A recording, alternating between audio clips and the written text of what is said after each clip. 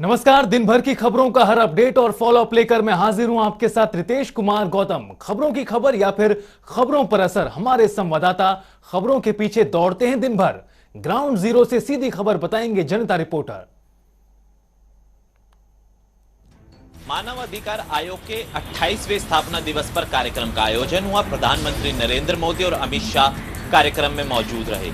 तो वहीं अपने संबोधन में पीएम मोदी ने विपक्ष पर तंज कसते हुए कहा कि कुछ लोगों ने अपने हितों के लिए मानव अधिकार की व्याख्या की। प्रधानमंत्री नरेंद्र मोदी ने राष्ट्रीय मानवाधिकार आयोग के 28वें स्थापना दिवस पर कार्यक्रम को संबोधित किया। कार्यक्रम में अमित शाह भी शामिल हुए। प्रधानमंत्री मोदी ने अपने संबोधन में बिना किसी का नाम लिए विरोधियों पर निशाना साधा और कहा कि मानवाधिकार के नाम पर कुछ लोग देश की छवि खराब करने की कोशिश कर रहे हैं। इसके अलावा पीएम मोदी ने ट्रिपल तलाक, महिला सुरक्षा, कोरोना काल में प्रवासियों की मदद सहित तमाम मुद्दों पर अपनी बात रखी।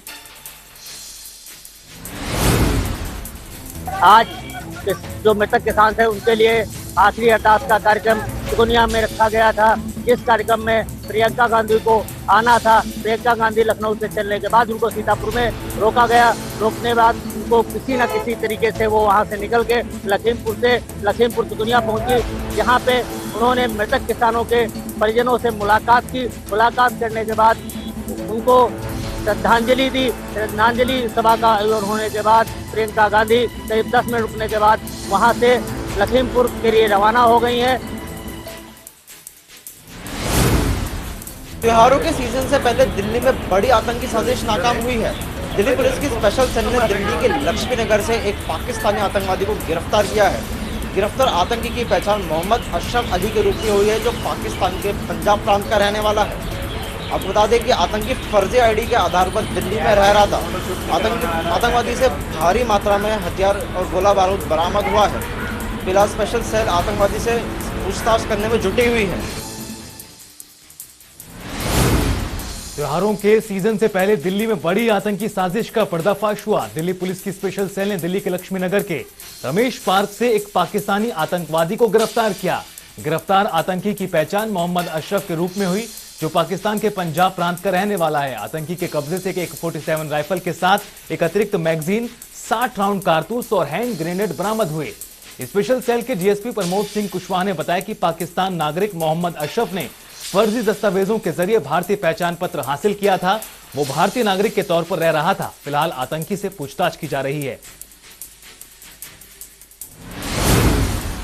मॉनसून की विदाई के साथ ठंड के आगमन से पहले बढ़ते प्रदूषण का स्तर का आगाज अभी से लोगों को सताने लगा है। दिल्ली के मुख्यमंत्री अरविंद केजरीवाल ने लोगों से सहायता मांगी है। सीएम केजरीवाल ने कहा है कि पिछले 2-4 दिनों से दिल्ली में प्रदूषण का स्तर लगातार बढ़ता जा रहा है, क्योंकि आसपास के राज्यों में पराली जलनी शुरू हो गई है। इसी के साथ सीएम केजरीवाल ने कहा कि 18 अक्टूबर से रेड लाइट ऑन गाड़ी ऑफ वाली मुहिम फिर से शुरू की जाएगी। उन्होंने लोगों से अपील की है कि कम से कम हफ्ते में एक बार अपने निजी वाहनों का त्याग कर सार्वजनिक वाहनों में यात्रा करें। अक्टूबर का महीना अभी आधा भी नहीं हुआ और प्रदूषण को लेकर दिल्ली सरकार के माथे पर अभी से बल पड़ने लगा है। बढ़ते प्रदूषण स्तर को ही यह नतीजा है कि खुद मुख्यमंत्री अरविंद केजरीवाल ने सोशल मीडिया के जरिए लोगों को इसके बारे में चेताना शुरू कर दिया है। हालांकि सीएम केजरीवाल सितंबर माह से ही प्रदूषण के स्तर को लेकर सजगता बरतते हुए दिखाई दे रहे हैं। बावजूद इसके दिल्ली में बढ़ता प्रदूषण एक बार फिर अपना रंग दिखाने लगा है। इसे देखते हुए सीएम ने जनता से निजी वाहनों की जगह सार्वजनिक वाहनों का इस्तेमाल करने की अपील की। जानकारों की माने तो आने वाले समय में प्रदूषण का खतरा और अधिक बढ़ सकता है।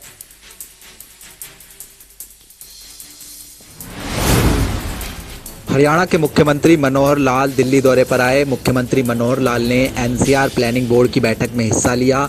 इस बैठक के बाद मुख्यमंत्री मनोहर लाल ने बताया कि 2041 के मास्टर प्लान को लेकर इस बैठक में विचार विमर्श किया गया और हरियाणा समेत अलग अलग प्रदेशों की तरफ से अपने अपने राज्यों को लेकर इस बैठक में सुझाव दिए गए।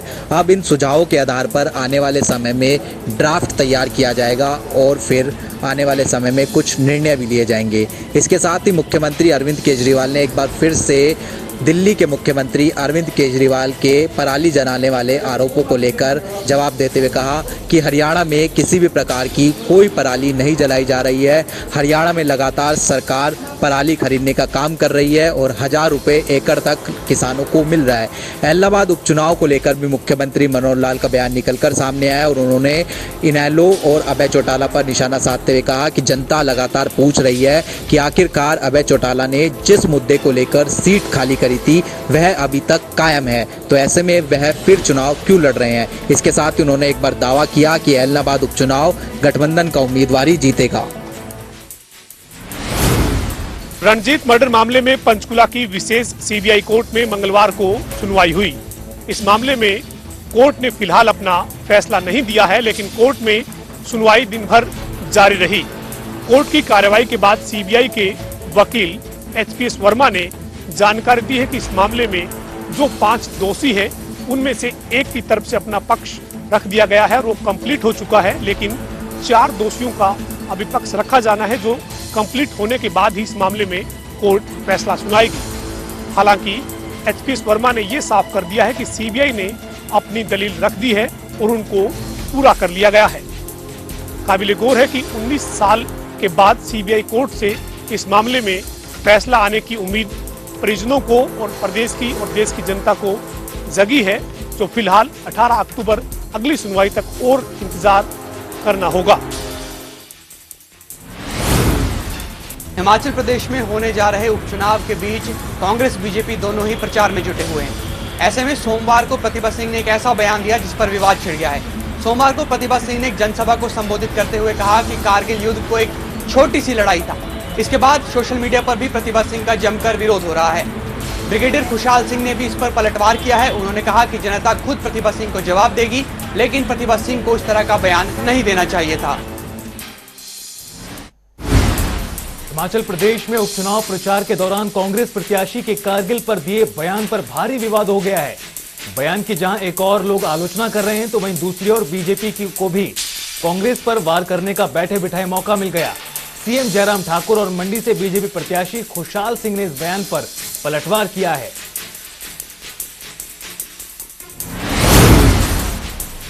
कृष्णा कॉलोनी में विभिन्न समस्याओं से जूझ रहे नागरिकों की शिकायत सुनने के लिए विधायक घनश्याम सराफ ने एक जनता दरबार का आयोजन किया था। इस जनता दरबार के अंदर अधिकारियों को भी मौके पर ही बुलाया गया था। लोगों ने अपनी समस्याएं बताते हुए कहा था कि सीवर की समस्या व पानी की समस्याओं से उन्हें जूझना पड़ रहा है, जिसको लेकर के विधायक घनश्याम सराफ ने अधिकारियों से बातचीत की और उन्हें फटकार भी लगाई और कहा कि इन समस्याओं का निपटान जल्द से जल्द किया जाए। और उन्होंने आश्वासन दिया है लोगों को कि दीपावली से पहले उनकी सभी समस्याओं का निपटान कर दिया जाएगा और उन्हें आगे किसी भी प्रकार की समस्या से नहीं जूझना पड़ेगा। अधिकारियों ने भी आश्वासन दिया है कि जल्द ही सभी समस्याओं का समाधान जल्द से जल्द होगा। मेवात जिले में डेंगू के केसों की संख्या लगातार बढ़ती जा रही है। अब तक जिले भर में 113 डेंगू के केस सामने आ चुके हैं। इनमें से 108 लोग स्वस्थ होकर अपने घर लौट चुके हैं।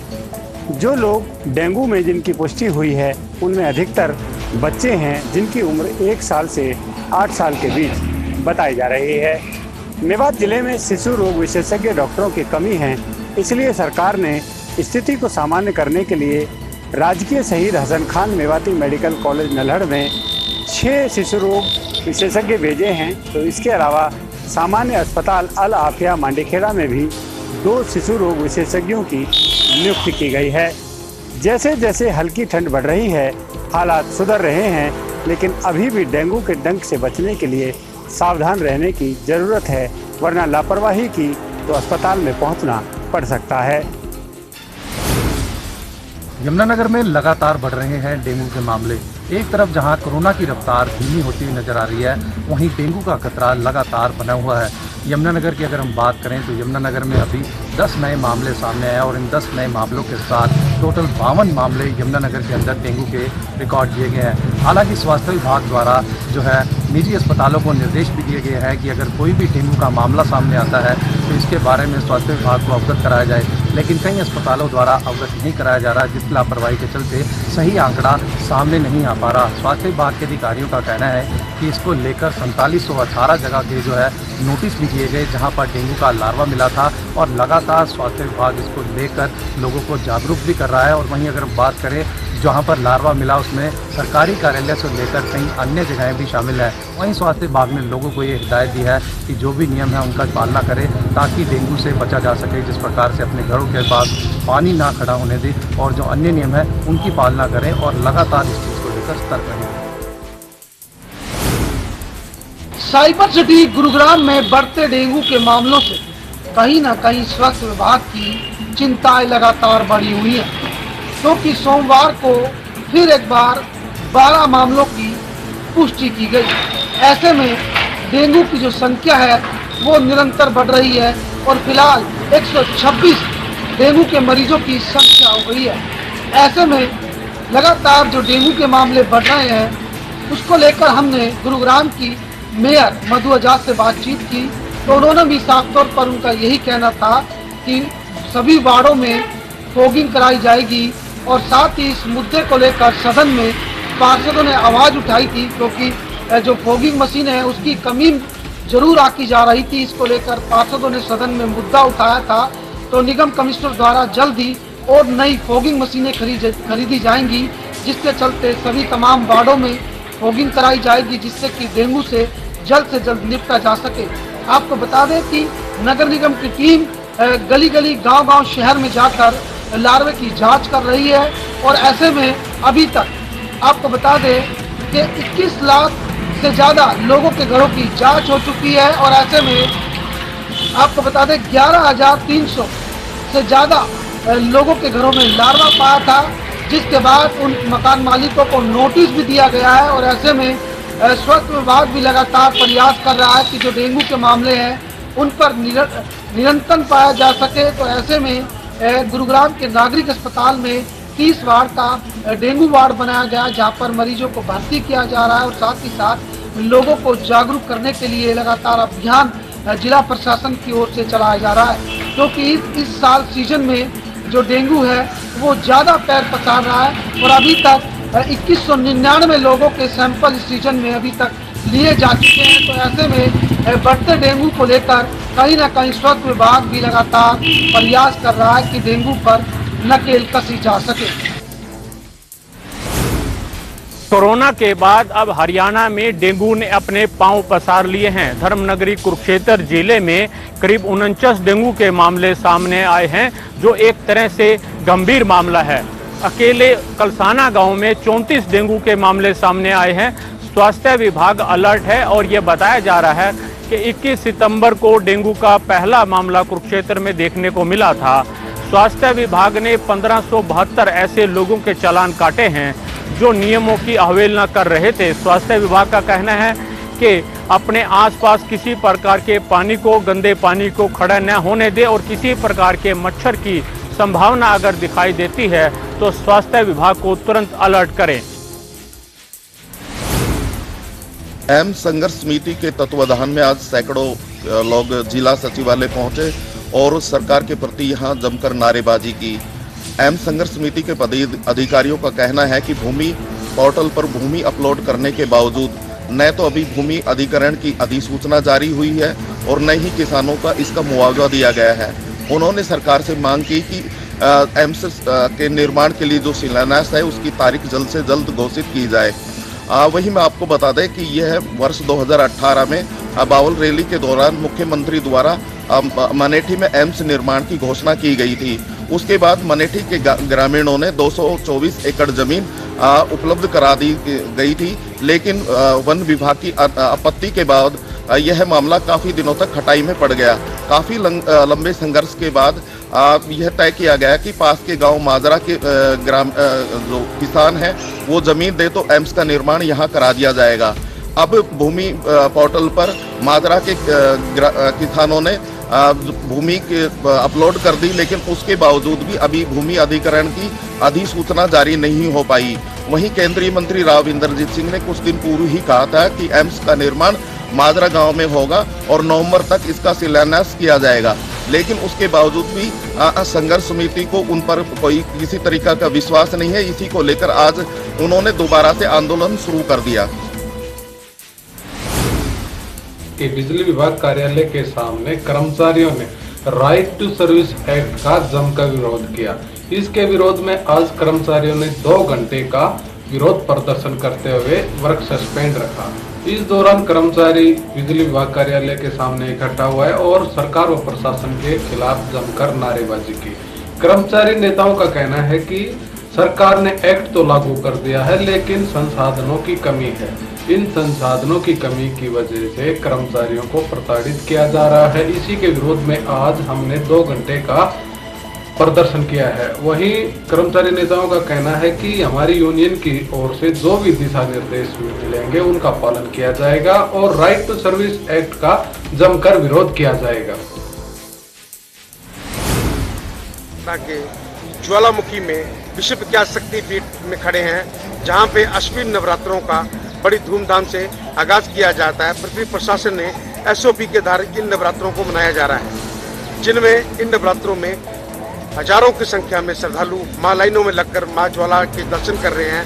मंदिर प्रशासन की तरफ से इनको बिल्कुल हिदायत दी जा रही है कि मास्क लगा के सभी आएं और सोशल डिस्टेंस से मां ज्वाला के दर्शन करें। और अभी आप देखेंगे आज ज्वाला मां का मंदिर में अश्विन नवरात्रों का 7वां दिन है। इस दिन काल रात्रि के रूप में मां ज्वाला का पूजन किया जाता है। और अभी आप देखेंगे मां ज्वाला के भक्त देश विदेश से आए हुए हैं और लाइनों में लगकर मां ज्वाला के दर्शन कर रहे हैं और मां का शुभ आशीर्वाद प्राप्त कर रहे हैं। चलिए यहां रुकेंगे एक छोटे से ब्रेक के लिए। आप बने रहिए जनता टीवी के साथ।